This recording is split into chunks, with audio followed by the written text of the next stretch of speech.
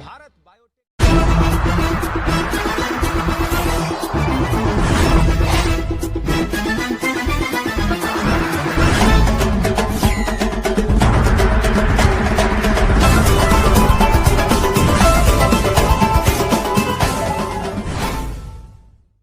और अब डंका बज रहा, लोग कह रहे हैं कि प्रधानमंत्री के इसका समर्थन हो रहा है, तारीफ हो रहा है बिल का हर जगह। जस्टिन ट्रूडो जो कह रहे हैं ना, वो बहुत गंभीर तरीके से जो बात जानी चाहिए, वो पहले जो जा रहे, देखिए अंतर्राष्ट्रीय मामले अलग तरीके से जाते हैं, है ना। इस पर उस समय न खुश होने की ज़रूरत थी, न इस समय परेशान होने की ज़रूरत है। सवाल ये है कि जस्टिन ट्रूडो को आकर भारत में तो रहना नहीं है, यहाँ कनाडा के किसान तो आएंगे नहीं। सवाल भारत के किसानों का है, सवाल पंजाब के किसानों का है, हरियाणा के किसानों का है, उत्तराखंड, बिहार, तेलंगाना के किसानों का है। तो यहाँ के किसान क्या कहते हैं, क्या चाहते हैं, यही महत्वपूर्ण है। इससे ज़्यादा ज़रूरी चीज़ एक डेमोक्रेसी में कुछ और हो नहीं सकती है।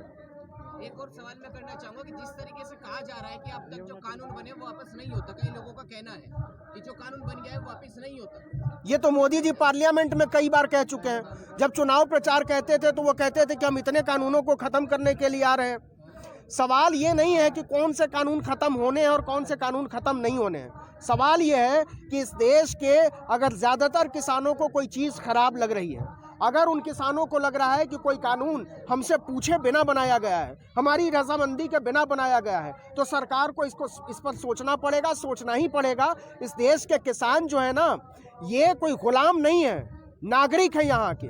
उनको संविधान ने, बाबा साहब अम्बेडकर ने कुछ अधिकार दिए हैं। उन अधिकारों को पढ़ने की ज़रूरत है इस देश की हुकूमतों को। और वो लोग जो लोग इस देश के किसानों को खालिस्तानी बताते हैं, गद्दार बताते हैं, देश विरोधी बताते हैं, उनको फिर से संविधान पढ़ने की ज़रूरत है कि हम लोग कहाँ से आए हैं, हमने क्या बनाया है, ये देश कहाँ से यहाँ तक पहुँचा है। ये आज नहीं बना है देश, ये देश 200 साल की लड़ाई के बाद आज़ाद हुआ है। तो फिर उसको सोचना पड़ेगा कि उतने लंबे संघर्ष के बाद अगर ये कोई चीज़ बनी है, कोई चीज़ खड़ी हुई है, तो उसको छोटी चीज़ों के चक्कर में हम गंवा न दें। एक और कहूँगा मैं, जिस तरीके से अभी मीडिया के ऊपर सवाल खड़े हो रहे हैं, जहाँ भी मीडिया जाता है उसे भगा दिया जाता है या फिर गोदी मीडिया के नारे लगाए जाते हैं, इस पर आप क्या कहेंगे? नहीं, देखिए, पत्रकारों को भगाया जाना दुर्भाग्यपूर्ण है, ये नहीं होना चाहिए, है ना। और किसानों को चाहिए कि वो सबकी बात सुने, सबको जवाब दें। किसी का बहिष्कार कोई उपाय नहीं है। मसला केवल इतना है कि जिसको आप मीडिया मानकर बैठे हैं, जिसको आप पत्रकार मानकर बैठे हैं, वो मीडिया है भी कि नहीं, वो मीडिया बचा भी है कि नहीं, वो पत्रकार बचा भी है कि नहीं। गले में किसी कंपनी का पट्टा लटका लेने से, हाथ में कोई माइक आईडी ले लेने से कोई पत्रकार नहीं हो जाता है। पत्रकार होना एक मानसिक स्थिति है, एक मेंटल स्टेट है, उसकी तैयारी करनी पड़ती है, उसके लिए ख़ास तरह से पढ़ाई लिखाई करने की ज़रूरत होती है। हाथ में माइक आईडी ले लेने से कोई पत्रकार नहीं हो जाता। तो किसान को अगर लग रहा है कि जो लोग उनसे सवाल पूछने आए हैं, उनको कटघरे में खड़ा करने आए हैं, हाथ में माइक आईडी लिए हुए हैं, वो पत्रकार नहीं है, वो मीडिया नहीं है, तो किसानों के साथ किसी की ज़बरदस्ती है क्या? इस देश जिसको आप मीडिया कह रहे हैं, जिसको आप पत्रकार कह रहे हैं, आपने कब देखा माइक आईडी लेकर इस देश के गृह मंत्री से सवाल पूछते हुए? आपने कब देखा माइक आईडी लेकर इस देश के प्रधानमंत्री से सवाल पूछते हुए? क्या हमने नहीं देखा है कि मंत्री और बीजेपी के छोटे छोटे नेता भी कैसे पत्रकारों के साथ बदसलूकी करते हैं? तो तब तो आप सवाल नहीं उठाते। आज अगर किसान बात नहीं करना चाहता है तो आप कहते हैं कि ये गड़बड़ बात है, ये ठीक नहीं है। लेकिन हमारी गिरफ्तारियां हो रही हैं। मीडिया का सर, आप एक पत्रकार है और इन दिनों मीडिया का जो स्तर आप देख रहे हैं, क्यों लगता है कि मीडिया स्तर इतना क्यों गिरा? नहीं, मीडिया जिस मीडिया की आप बात कर रहे हैं ना साथी, जिस स्तर की आप बात कर रहे हैं, आप देखिए, मीडिया वही नहीं है, मीडिया हमेशा वही नहीं रहता है। देश, परिस्थितियां एक सतत प्रक्रिया से बनती हैं। जो चीज़ें कल थी वो आज नहीं है, वो कल नहीं होंगी। इस देश में बड़े बड़े अखबार जो निकलते थे आज नहीं निकलते हैं। आप बताइए, पटना से निकलने वाला सर्चलाइट अखबार कहाँ छपता है? उत्तर प्रदेश का सबसे बड़ा अखबार हुआ करता था आज। अब बताइए, पिछले कितने साल से आपने नहीं पढ़ा है? इस देश का पहला टेलीविजन चैनल BITV आज से कितने साल पहले बंद हो चुका है। तो जो कल था वो आज नहीं है। आप क्यों मानकर बैठे हैं कि जो फिल्म सिटी से चलने के स्टूडियो से चलने वाले मीडिया घराने वही मीडिया है? कोई नया मीडिया खड़ा होगा, आप खड़े होंगे, हम खड़े होंगे, कुछ नई चीजें बनेंगी। वो बंद इसलिए हुआ कि जनता पसंद नहीं करी है, लेकिन आज जो मौजूदा चैनल है उसको तो लोग पसंद कर रहे हैं, उसकी TRP सबसे ऊपर है। लोग तो उसी को देखिए साथी, मैं 20 साल TRP के धंधे में रहा हूँ। है ना। तो मुझे मत समझाइए कि टीआरपी से देश चलता है। टीआरपी से अगर देश चलता है तो ये किसान पागल नहीं है, ये नौजवान पागल नहीं है जो 80 दिन से यहाँ सड़क पर, जब हमको 1 घंटे में गर्मी लगने लगती है और 5 मिनट में हम कांपने लगते हैं, तब ये खुली छत की चादर ओढ़कर सोया हुआ है। तो सवाल ये है कि इस देश के लोगों को, इस देश के किसानों को, नौजवानों को, मजदूरों को, अल्पसंख्यकों को इस देश की सरकार नागरिक मानना शुरू करती है कि नहीं। इस देश के लोगों को अगर आप नागरिक मानते हैं तो आप उसको खारिज नहीं कर सकते। सर, उनके विषय में क्या कहेंगे जिस तरह से इंटरनेशनल लेवल पर जब इस कृषि कानूनों का विरोध होता है और तमाम रिहाना और जो है तमाम लोग ट्वीट करते हैं, उसके बाद जो सेलिब्रिटी है वो एक्टिव हो जाते हैं, चाहे महानायक अमिताभ बच्चन हो या हेमा मालिनी हो, तमाम लोग जो है कहते हैं अमिताभ बच्चन, हाँ। आपको याद है ना, हाँ। जब मुंबई में हमला हुआ था, हाँ, तो वो कहते थे कि मुझे जो है नींद नहीं आती है, उनकी नींद उड़ गई थी। हाँ, उनको जब छाती में चोट लगी कूली की शूटिंग के समय, तो बाहर निकले तो उन्होंने जनता का शुक्रिया अदा किया। जब उनको कोरोना हुआ और पड़े हुए थे अस्पताल में, पूरा परिवार पड़ा हुआ था, तो लोगों ने दिन रात उनके लिए अच्छी सेहत के लिए दुआएं मांगी। ये अमिताभ बच्चन, ये शाहरुख खान और ऐसे तमाम लोग, ये कलाकार नहीं है, ये लोग कलाकार नहीं है। कलाकार बहुत संवेदनशील होता है, वो समाज के मुद्दों से जुड़ा होता है, वो समाज से संवाद करता है। और जिस आप रियाना की बात करते हैं या ABCD जिस किसी की भी बात करते हैं, ये लोग समाज से कटा हुआ आदमी कलाकार कैसे हो सकता है। उसको अगर आप इतिहास पढ़ेंगे तो इतिहास में भांड हुआ करते थे, है ना। वो राजा को खुश करने के लिए नाचता था, गाता था, कविताएं लिखता था, उसी के लिए काम करता था।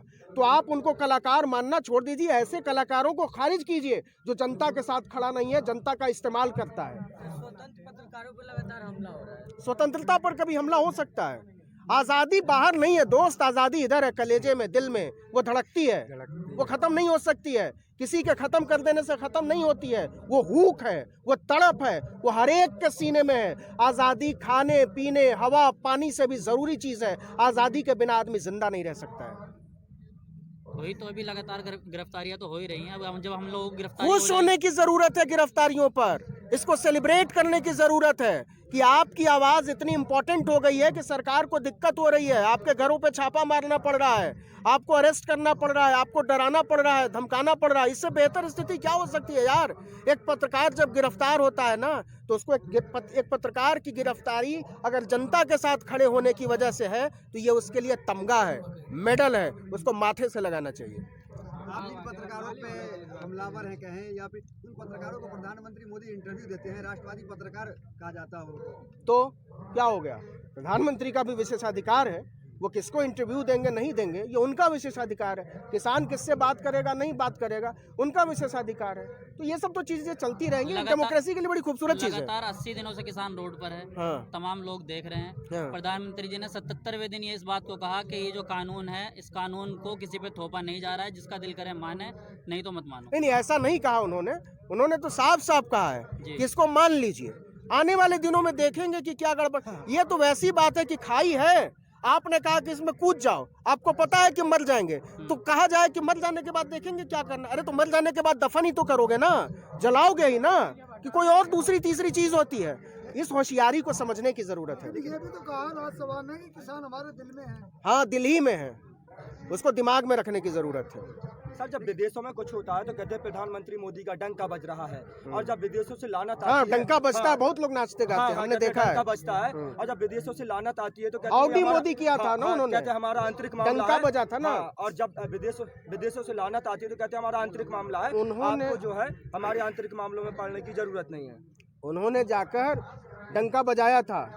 हाँ, हाउडी मोदी हुआ था ना। अब की बार ट्रंप सरकार, ट्रंप का क्या हाल हुआ है आप लोगों ने देख लिया है। अभी और इंतजार कीजिए, समय आगे बढ़ता है ना, बाल नीचे की तरफ आता है, पीछे की तरफ नहीं जाता है। तो देखते हैं क्या होता है। आंदोलन में न मेन स्ट्रीम मीडिया है, न जो देश के मुख्य चेहरे यार, हैं, अक्षय कुमार, सचिन तेंदुलकर, भारत रत्न मिला, कोई नहीं, फिर आंदोलन को बल कैसे देखो, वो सब भगवान है, आदमी नहीं है। भगवान से कोई सवाल नहीं करना चाहिए, भगवान कैसे? उनकी पूजा होती है। क्रिकेट के भगवान है।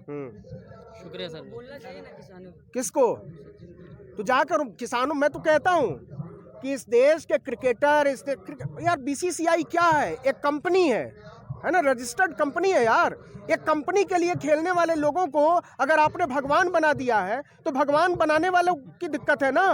आपकी बुद्धि की दिक्कत है ना, कि जिसको आपने भगवान बना दिया उसकी दिक्कत है। अगर आपने इस देश के ऐसे लोगों को भगवान बना दिया है तो भगवान आपको बाजार में खड़ा कर ही देगा। आप बिकने के लिए तैयार रहिए।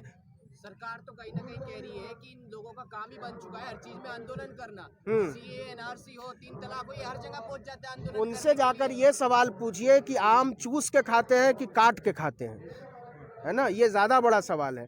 किसान विसान के बारे में सोचना उनके बूते का नहीं है। इससे यही लगता है। शुक्रिया सर। बहुत बहुत शुक्रिया।